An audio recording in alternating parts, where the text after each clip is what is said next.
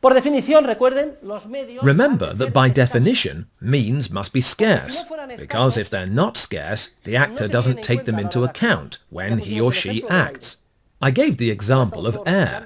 We're all breathing the air now, because no one considers the air scarce in relative terms when it comes to attending class this afternoon, which is the action we're all involved in. Esta es la situación histórica actual. No quiere decir que no cambie. This is the current historical situation. There is no guarantee that it won't change in the future.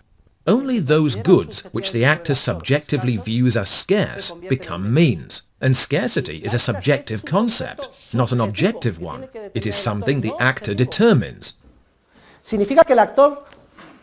In other words, when the actor believes he or she lacks sufficient goods to achieve all the ends desired, scarcity arises.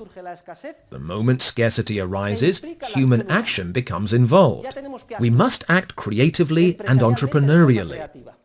And here we see a paradox. As long as a good is considered free, we don't act entrepreneurially. No one here is worried about the air we're breathing. The moment a good becomes scarce, we put all our entrepreneurial creativity into action to try to overcome the scarcity as far as humanly possible. And then, paradoxically, a much greater quantity of that good is produced.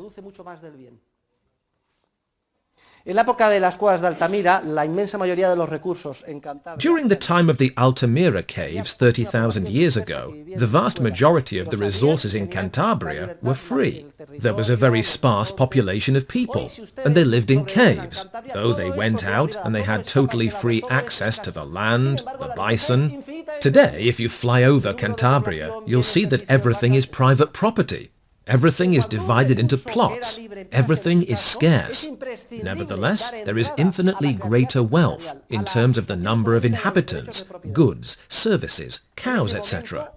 As soon as a resource which was free becomes scarce, it is essential to bring in entrepreneurial creativity, economic allocation, and property rights. At that moment, problems of scarcity tend to be resolved. If the continental shelves, the sea, schools of fish, etc. start to become scarce, what is imperative is not that the UN go and declare that they are public and must be allocated by administrative law, bureaucrats and governments. If we simply extend private property, the principles of a market economy, and entrepreneurial creativity to those resources, the problems will be solved. When elephants were declared a protected species, they disappeared. They were the victims of poachers. But in those areas or countries where elephants have been privatized, elephant populations are thriving. They are the private property of the tribes in the areas or reserves where they live. The tribes tap this very valuable resource themselves. Basically, they sell the animals to millionaires who pay $25,000 to shoot an elderly elephant on the verge of death. The tribes themselves receive the $25,000, which is a fortune there, and they allocate their resource appropriately. In other words, they prohibit the hunting of young elephants, females, etc.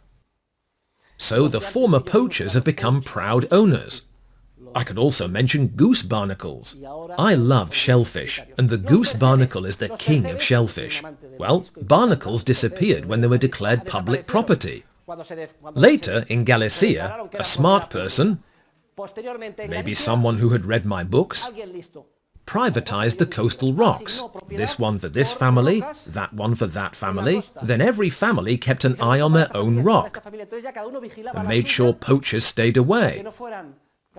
And people knew how many barnacles they could collect. As a result, now there are goose barnacles again. The same is true of fighting bulls, etc. So, if you want a scarce resource to flourish, you must privatize it, bring in entrepreneurial creativity, and permit its economic allocation. The history of the advancement of mankind and civilization is precisely the history of more and more goods becoming scarce all the time. Goods which, in the past, people had considered free and not scarce in relative terms. But then people began to see them as scarce with respect to the ends they wished to achieve.